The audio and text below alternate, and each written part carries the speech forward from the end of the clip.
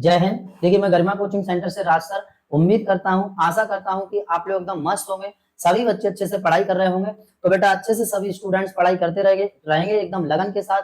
देखिए, मैं आज आपके लिए बेटा फिजिक्स क्लास 12th की फिजिक्स का चैप्टर लेके आया हूँ 1।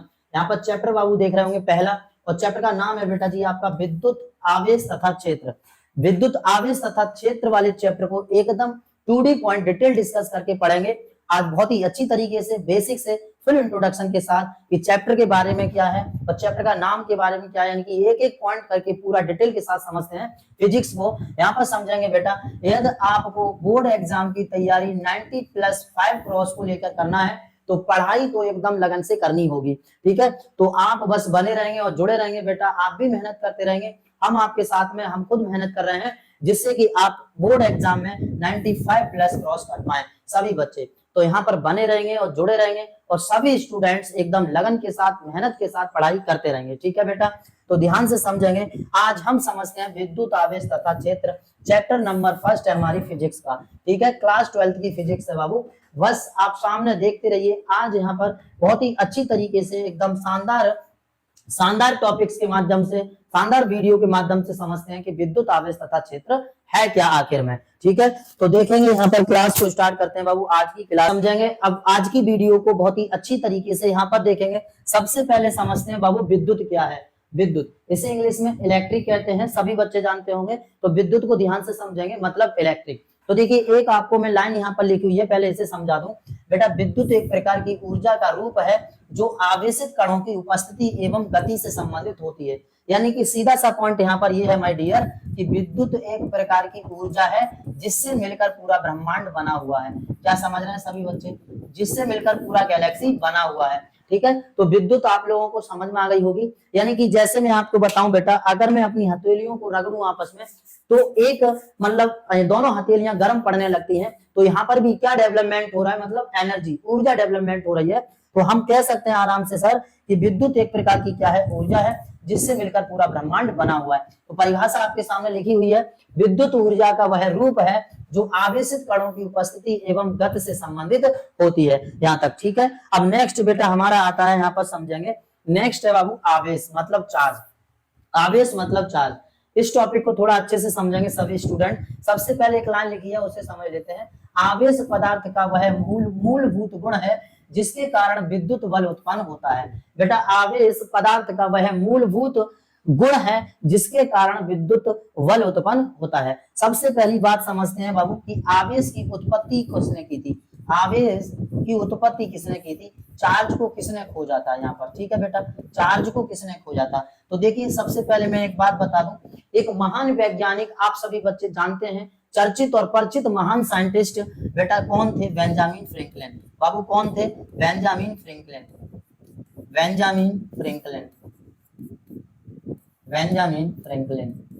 बेटा, बेंजामिन फ्रैंकलिन ने आवेश के बारे में पता लगाया।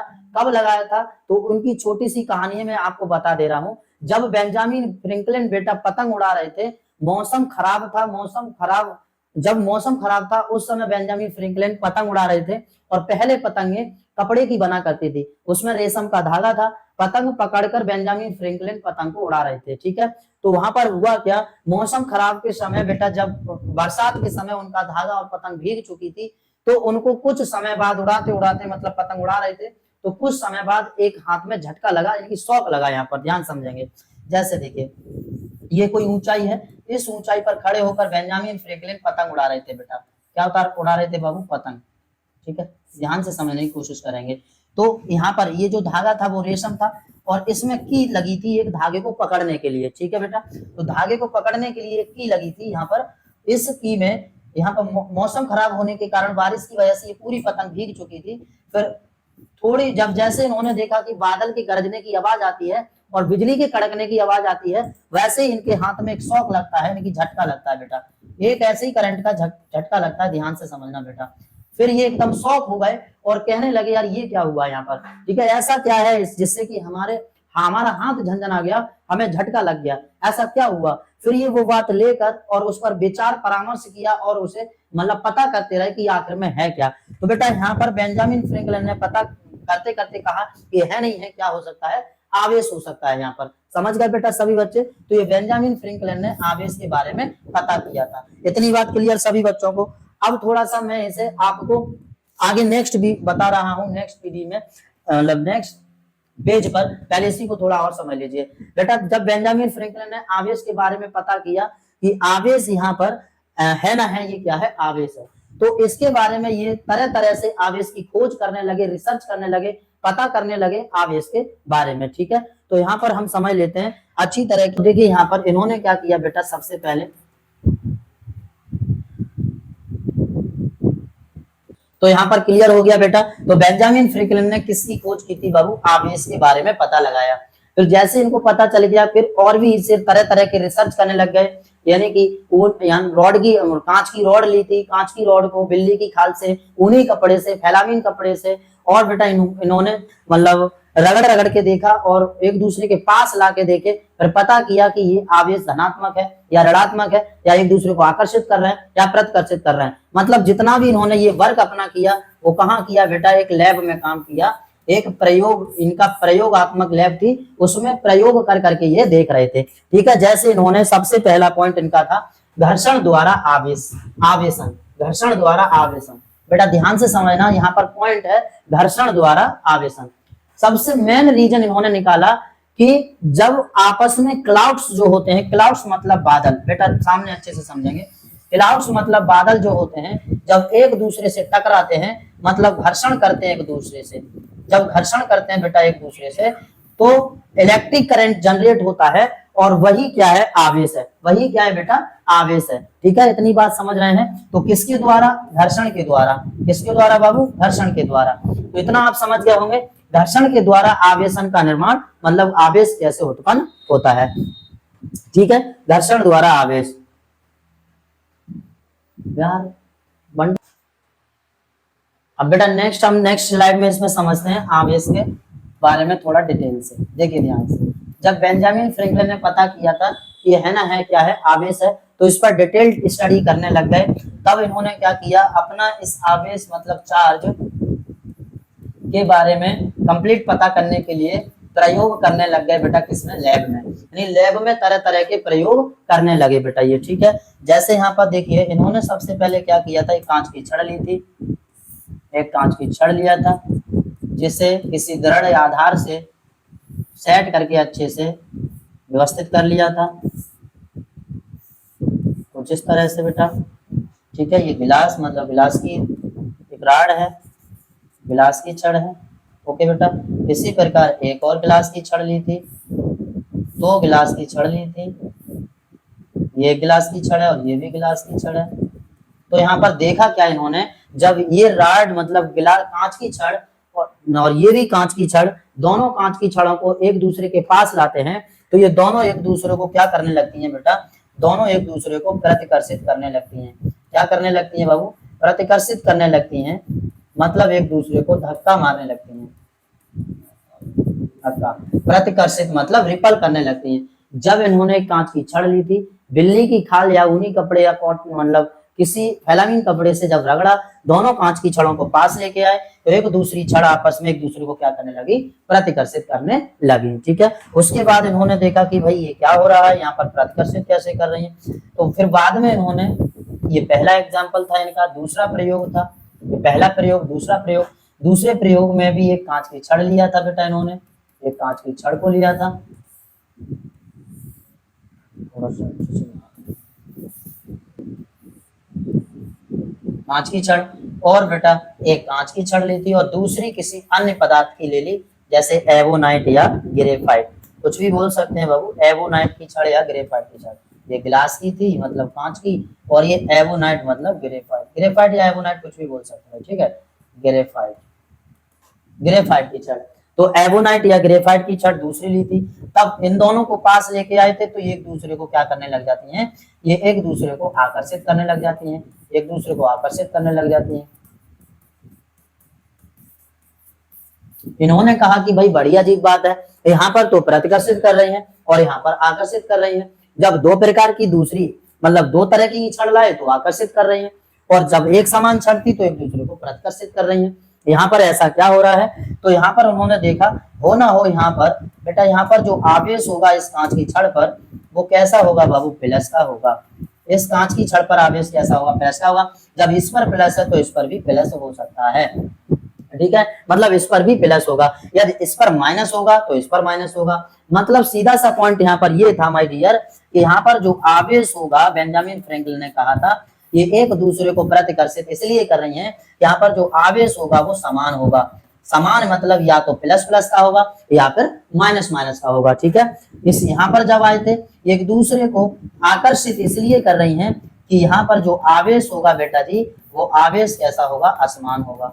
आवेश असमान होगा मतलब अलग अलग होगा, ठीक है। यहाँ तक आप सभी बच्चे समझ गए। तो बेंजामिन फ्रैंकलिन ने सोचा और कहा कि हो ना हो यहाँ पर आवेश एक समान होगा तब एक दूसरे को प्रतिकर्षित कर रही हैं, और हो ना हो यहाँ पर आवेश अलग अलग होगा तब एक दूसरे को प्रतिकर्षित कर रही हैं। अब ये यहाँ पर उन्होंने बताया हो सकता है भाई कांच की छड़ पर, हो सकता है कि कांच की छड़ पर प्लस प्लस हो, इस पर माइनस हो सकता है इस पर प्लस हो, इस पर माइनस हो। ये क्लियर वहां से नहीं हो पाया, ठीक है बेटा। तो यहाँ पर हम नेक्स्ट इसके बारे में बताएंगे। इसके बाद क्लियर कब हुआ, बेंजामिन, यहाँ पर देखिए एक छोटी सी बात मैं इधर बता दे रहा हूँ बेटा। फ्रांस, बेंजामिन फ्रैंकलिन ने फ्रांस की राजधानी कहाँ है बेटा, पेरिस। फ्रांस की राजधानी कहाँ है बाबू, पेरिस। तो बेंजामिन फ्रैंकलिन ने फ्रांस की राजधानी पेरिस, और पेरिस में एक जगह है सेवरस, सेवरस नाम की जगह बाबू, उसमें एक मीटिंग थी। उस मीटिंग में ये अपना प्रस्ताव रख दिया था, उस मीटिंग में ये अपना प्रस्ताव रख दिया था, और उस मीटिंग में ही इस प्रस्ताव का मतलब फाइनल किया गया था, इस प्रस्ताव को कि आवेश कहां पर प्लस होगा और कब माइनस होगा। उसके लिए यहाँ पर हम समझेंगे आवेश उत्पत्ति का इलेक्ट्रॉनिक सिद्धांत। उससे पहले हम और आवेश से रिलेटेड कुछ पॉइंट समझ लेते हैं।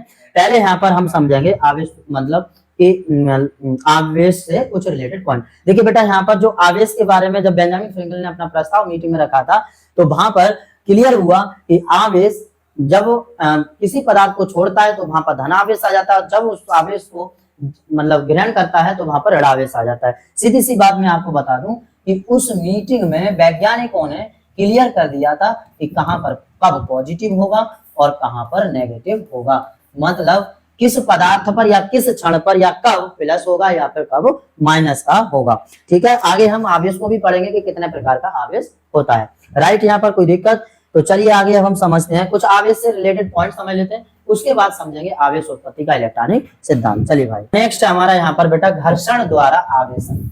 घर्षण द्वारा आवेशन, तो वैज्ञानिकों ने कहा था कि भाई आवेश जो उत्पन्न होता है वो हो ना हो घर्षण से ही होता है।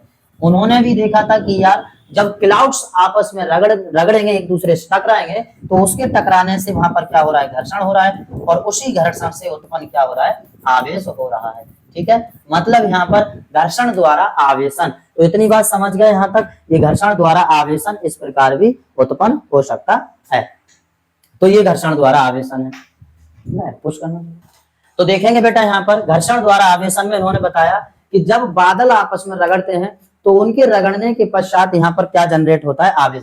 जैसे देखिए मेरे पास कोई दो पदार्थ हैं बेटा, ये पदार्थ ए सपोज कर लेते हैं ये पदार्थ है, और ये सपोज कर लेते हैं बी पदार्थ है। इन दोनों को आपस में घर्षण कराया जा रहा है बाबू, घर्षण कराया जा रहा है, तो इनके घर्षण के पश्चात यहाँ पर क्या जनरेट होगा, आवेश जनरेट होगा। समझ रहे हैं सभी बच्चे, आवेश जनरेट होगा मतलब आवेश उत्पन्न होगा। यहाँ पर जैसे ही इन दोनों को घर्षण कराया जाएगा वैसे क्या उत्पन्न होगा, आवेश उत्पन्न होगा। तो उन्होंने बताया था कि इस प्रकार किसी भी पदार्थ को किसी से रगड़ कर भी यानी उससे घर्षण कराने पर भी आवेश को उत्पन्न किया जा सकता है, ठीक है। अब नेक्स्ट यहाँ पर बढ़ते हैं बाबू, नेक्स्ट है दूसरा पॉइंट है प्रेरण द्वारा आवेशन। तो प्रेरण द्वारा आवेशन क्या होता है समझेंगे ध्यान से। प्रेरण द्वारा आवेशन, देखिए जैसे मैं आपसे बोलूं कि मेरे पास यहाँ पर कोई ए पदार्थ है, ये कोई ए पदार्थ है बेटा, और इसको हमने +2 आवेश दिया, इसको प्लस आवेश दिया, और इसके पास कोई दूसरा पदार्थ लेके आ गए, जिससे हुआ क्या, इस प्लस के कारण इस बी पदार्थ पर भी माइनस आवेश आ गया, इस बी पदार्थ पर माइनस आवेश आ गया। इन चीजों को हम बाद में डिटेल से समझेंगे कि प्रेरण क्या होता है, प्रेरण के कारण कैसे चार्ज डेवलपमेंट हो जाता है। ये डिटेल से हम यहाँ पर समझेंगे। अभी फिलहाल हम समझ लेते हैं कि प्रेरण द्वारा भी आवेश उत्पन्न होता है। तो जब ए पदार्थ पे हमने +q आवेश दिया तो बी पर भी बेटा प्रेरण के कारण यहाँ पर आवेश माइनस का आ गया, तो इस प्रकार भी आवेश उत्पन्न हो जाता है। ठीक है बेटा, इतना क्लियर। अब नेक्स्ट यहाँ पर समझते हैं तीसरा पॉइंट है हमारा चालन द्वारा आवेशन। चालन द्वारा आवेशन, तो चालन द्वारा आवेशन समझिए एकदम सिंपल भाषा में बेटा। जैसे हमारे पास ये कोई चालक तार है, इसमें हमने धारा प्रवाहित किया और धारा प्रवाहित करने पर यहाँ पर होगा क्या, इसके सराउंडिंग में मतलब चारों इसके सराउंडिंग में आवेश जनरेट हो जाएगा, आवेश उत्पन्न हो जाएगा। ठीक है, जैसे ऊपर प्लस हो गया और नीचे माइनस हो गया, नीचे माइनस, इसके सराउंडिंग में आवेश उत्पन्न हो जाता है। ये पूरा डिटेल से समझेंगे आगे नेक्स्ट टॉपिक में। अभी फिलहाल हम यहाँ पर चालन द्वारा आवेशन को भी समझ लिया। तो जब किसी तार में आपने देखी होंगी बड़ी से बड़ी जो लाइन होती है उनमें जब धारा बहती है तो उनमें आवाज भी बेटा आती है, एकदम आवाज जो करती है यानी स्पार्किंग जैसी आवाज आती है। तो वो क्या जनरेट हो रहा है, उसके सराउंडिंग में आवेश डेवलपमेंट हो रहा है, आवेश उत्पन्न होता है। ठीक है, तो यहाँ पर समझ गए इतनी बात। अब आगे नेक्स्ट समझते हैं हम। नेक्स्ट है बेटा यहाँ पर आवेशों के प्रकार। देखिए, जब पूरी कहानी क्लियर हो जाती है, आवेश के बारे में फुल डिटेल डिस्कस हो जाता है बेटा, उसके बाद यहाँ पर आवेश आ जाता है कि आवेश के कितने प्रकार हैं, आवेश कितने प्रकार के होते हैं। ठीक है बेटा, यहाँ तक तो समझोगे। आवेश दो प्रकार के होते हैं, एक पॉजिटिव यानी कि धनात्मक आवेश और एक बेटा ऋणात्मक मतलब नेगेटिव आवेश। समान आवेश परस्पर प्रतिकर्षित तथा असमान आवेश परस्पर आकर्षित करते हैं। ठीक है, अभी अभी मैंने आपको बताया है बेटा। यहाँ पर एक जो आवेश होता है बाबू वो पॉजिटिव और दूसरा आवेश होता है नेगेटिव। यहाँ पर अगर समान आवेश हो या प्लस पॉजिटिव पॉजिटिव हो, ध्यान से सुनना, या पॉजिटिव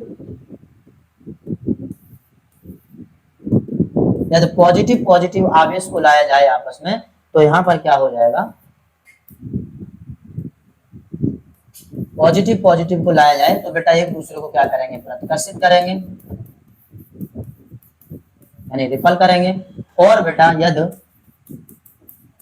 एक पॉजिटिव आवेश और एक नेगेटिव आवेश को लाया जाए एक दूसरे के पास, तो ये क्या करेंगे, एक दूसरे को आकर्षित करेंगे। ठीक है माय डियर, तो इतनी बात आपको क्लियर हो गई होगी। तो दो प्रकार का आवेश, आवेश के दो प्रकार, एक धनात्मक आवेश एक ऋणात्मक आवेश। यदि समान आवेश परस्पर आते हैं तो प्रतिकर्षित करते हैं और असमान आवेशों को लाया जाता है तो वो आकर्षित करते हैं, जैसे कि यहाँ पर मैंने आपको बता दिया। ठीक है, अब नेक्स्ट समझते हैं जो मैंने अभी अभी बताया था। जब बेटा फ्रांस की राजधानी पेरिस, और पेरिस में एक जगह थी सेवरस नामक स्थान पर मीटिंग हुई थी। उस मीटिंग में फाइनल हुआ था कि आवेश को कैसे क्लियर बताया जाए कि कहाँ पॉजिटिव होगा और कहाँ नेगेटिव होगा। तो मैंने आपको बताया था कि उससे रिलेटेड वैज्ञानिकों ने एक सिद्धांत दिया था, और वो सिद्धांत क्या बेटा, यहाँ पर आवेश उत्पत्ति का इलेक्ट्रॉनिक सिद्धांत। उस सिद्धांत को यहाँ पर समझते हैं हम 2D पॉइंट। इससे ये क्लियर हो गया था कि किस पदार्थ पर धनात्मक आवेश होगा और किस पदार्थ पर ऋणात्मक आवेश होगा। ठीक है, तो यहाँ पर आप समझेंगे अच्छे से बेटा 2D पॉइंट इस सिद्धांत को। देखिए इसमें क्या है, इन वैज्ञानिक लोगों ने दो ऐसे पिंड लिए थे जिस पर किसी भी प्रकार का चार्ज नहीं था। ठीक है बेटा, जैसे यहाँ पर एक पिंड सपोज ए ले लिया, दूसरा पिंड सपोज यहाँ पर बी ले लिया, ये सपोज कोई पिंड बी है, मतलब ये पिंड इन्होंने ए लिया, सपोज ये ए पिंड है, और बेटा ये कोई वी पिंड है, ये कोई बी पिंड है, और दोनों पिंडों को आपस में घर्षण कराया था। मतलब ऐसे पिंड जिन पर किसी भी प्रकार का चार्ज नहीं था। ठीक है, तो इन पिंडों को आपस में क्या कराया बेटा, घर्षित कराया, आपस में घर्षित कराया। घर्षण के पश्चात हुआ क्या, यहाँ पर इलेक्ट्रॉन उत्सर्जित होने लगे। उत्सर्जित इलेक्ट्रॉन एक पदार्थ को छोड़कर दूसरे पदार्थ में जाने लगे। यहाँ पर एक पदार्थ को छोड़कर बाबू दूसरे पदार्थ में जाने लगे। ठीक है, उत्सर्जित इलेक्ट्रॉन एक पदार्थ को छोड़कर दूसरे पदार्थ में जाने लगे।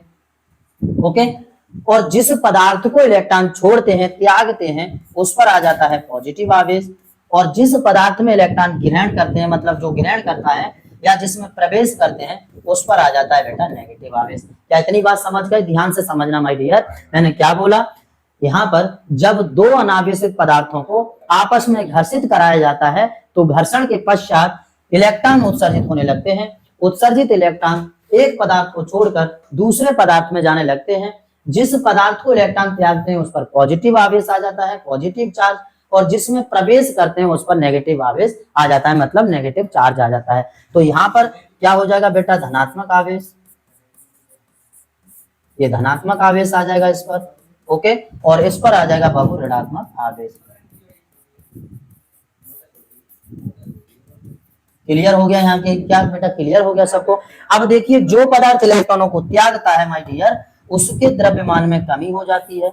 जो पदार्थ इलेक्ट्रॉनों को त्यागेगा भाई, उसके द्रव्यमान में क्या हो जाएगी बाबू, कमी हो जाएगी।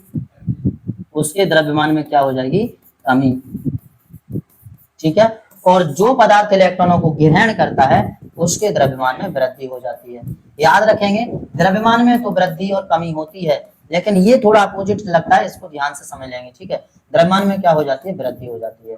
तो इतनी बात में कोई दिक्कत यहाँ तक। तो याद रखेंगे, जो पदार्थ इलेक्ट्रॉनों को त्यागेगा उसके द्रव्यमान में कमी और आवेश हो जाता है धनात्मक, और जो पदार्थ इलेक्ट्रॉन को ग्रहण करेगा उसके द्रव्यमान में वृद्धि और आवेश होता है यहाँ पर ऋणात्मक। इस प्रकार क्लियर हुआ, फाइनल हुआ कि ऐसे करके आवेश को बताया जा सकता है कि कहां पर प्लस का और कहां पर माइनस का होगा। That is final. आपको सबको समझ में आ गया होगा। 2D पॉइंट डेफिनेशन को एक बार और अच्छे से समझिए, मैं दोबारा से इसे समझा रहा हूं।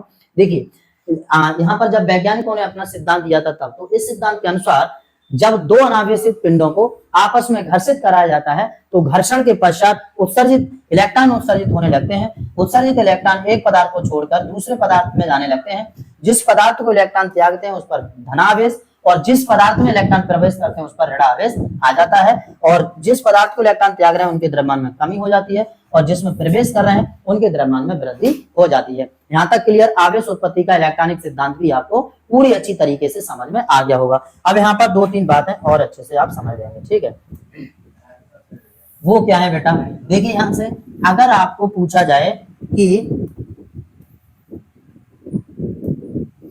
इलेक्ट्रॉन का आवेश कितना है तो आपको बता देना है -1.6 इंटू 10⁻⁻19 कूलम। और बेटा प्रोटॉन का आवेश कितना है तो ये प्लस का होता है, +1.6 इंटू 10⁻⁻19 कूलम। ठीक है, ओके। और उसके बाद और यहाँ पर मैं इधर और लिख दे रहा हूँ, आपको याद रखेंगे बेटा। आप लोग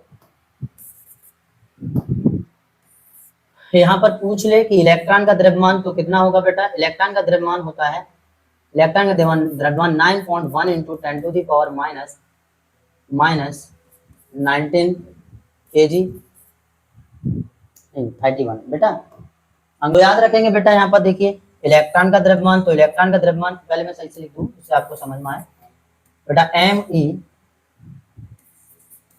me बराबर होता है 9.1 इंटू 10⁻31 kg, ये इलेक्ट्रॉन का द्रव्यमान होता है बेटा। और प्रोटॉन का द्रव्यमान आप याद रखना 1.6 इंटू 1.67 इंटू 10⁻27 kg, ये प्रोटॉन का द्रव्यमान होता है। ठीक है, तो इलेक्ट्रॉन का आवेश -1.6 इंटू 10⁻19 कूलम, और प्रोटॉन का आवेश, इलेक्ट्रॉन का यहाँ पर समझ गए माइनस, सेम वैल्यू है बेटा, बस माइनस प्लस का अंतर है। इलेक्ट्रॉन का प्रोटॉन का, इसमें माइनस प्लस है, इलेक्ट्रॉन का है तो -1.6 इंटू 10⁻19 कूलम, और प्रोटॉन का है तो +1.6 इंटू 10⁻19 कूलम।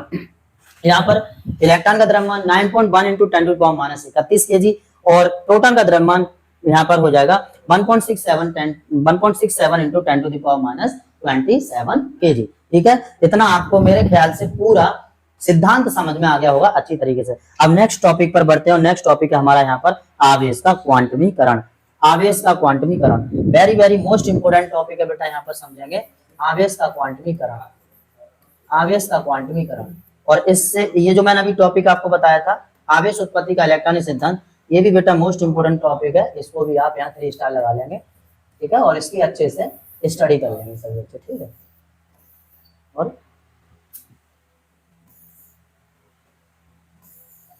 ठीक, तो ये भी मोस्ट इंपोर्टेंट टॉपिक है आपका आवेश का उत्पत्ति, आवेश उत्पत्ति का इलेक्ट्रॉनिक सिद्धांत। तो इसे भी आप अच्छी तरीके से तैयार कर लेंगे, एग्जाम में आने लायक क्वेश्चन है और पूछा जाता है अधिकांशतः। ठीक है, 2-3 मार्क्स में पूछ लेते हैं बेटा। ये भी टॉपिक हमारा मोस्ट इंपोर्टेंट है, आवेश का क्वांटमीकरण, क्वांटाइजेशन ऑफ चार्ज। यहाँ पर समझेंगे बाबू क्वांटाइजेशन ऑफ चार्ज क्या है, मतलब आवेश का क्वांटमीकरण क्या है। तो देखिए ध्यान से, आवेश का क्वांटमीकरण, मैं आपसे कहूँ ये हमारे पास कोई ऐसा पिंड है और जिस पर उपस्थित आवेश की मात्रा कितनी है बेटा, Q है। जिस पर उपस्थित आवेश की मात्रा कितनी है, Q है, और यहाँ पर इलेक्ट्रॉन कितना है, सपोज N है, और एक इलेक्ट्रॉन वोल्ट का मान कितना है, E है। तो क्या होता है, क्योंकि Q इक्वल टू होता है बेटा Na, याद रखना, क्योंकि Q इक्वल टू कितना होता है बाबू, Na। ठीक है,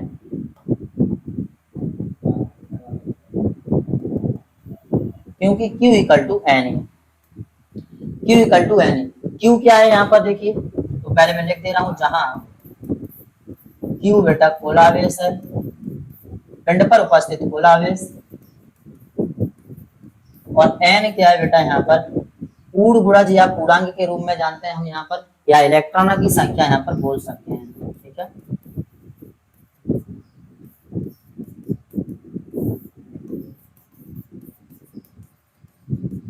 और E क्या है बेटा, ये है एक इलेक्ट्रॉन वोल्ट पर उपस्थित आवेश की मात्रा, एक इलेक्ट्रॉन वोल्ट पर उपस्थित, एक इलेक्ट्रॉन वोल्ट पर उपस्थित आवेश की मात्रा, ठीक है बेटा, ध्यान से समझ गए यहाँ पर। E बराबर है वन इलेक्ट्रॉन वोल्ट की, 1 इलेक्ट्रॉन वोल्ट के आवेश की मात्रा, ठीक है, जिसकी वैल्यू होती है बेटा 1.6 × 10⁻⁹ कूलम, जिसकी वैल्यू होती है 1.6 × 10⁻⁹ कूलम। यहाँ पर जो आप n देख रहे हैं, n को इलेक्ट्रॉनों की संख्या पूर्णांक भी कहते हैं बाबू, पूर्णांक, जिन्हें इंटीजर्स कहते हैं, ठीक है, इंटीजर्स कहते हैं, राइट। यहाँ पर समझ गए सभी बच्चे। तो बेटा डेफिनेशन क्या हो जाएगी, ध्यान से समझिए, किसी आवेशित पिंड पर उपस्थित आवेश की कुल मात्रा उस पिंड में उपस्थित एक इलेक्ट्रॉन वोल्ट के पूर्ण गुणज होता है। ये परिभाषा मैं यहाँ पर लिख दे रहा हूँ ध्यान से, किसी आवेशित पिंड पर उपस्थित आवेश की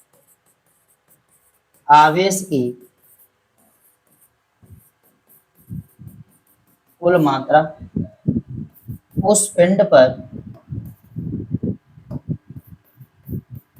उस पिंड पर उपस्थित 1 इलेक्ट्रॉन वोल्ट का पूर्ण गुणज होता है। बेटा इतनी छोटी सी डेफिनेशन है और आप इसे याद रखेंगे, ठीक है, ठीक है बेटा। तो क्या समझ गए आप सभी बच्चे? तो एकदम सिंपल इसकी डेफिनेशन क्या कहेंगे, यहाँ पर आपको देख के बोल देना है, रटना नहीं है बिल्कुल बेटा। किसी आवेशित पिंड पर उपस्थित आवेश की कुल मात्रा उस पर उपस्थित एक इलेक्ट्रॉन वोल्ट का पूर्ण गुणज होता है। यही हमने यहाँ पर लिखा है, आप यहाँ से देख के भी पढ़ सकते हैं और यहाँ से 2D पॉइंट यहाँ से खुद से भी बोल सकते हैं आराम से, 1-2 बार बोलेंगे तो आपको 100% याद हो जाएगा, ठीक है। तो फॉर्मूला याद रखना, Q इक्वल टू एन। बेटा देखिए एग्जाम में ये टॉपिक आएगा या इससे रिलेटेड न्यूमेरिकल भी एग्जाम में पूछ लेता है।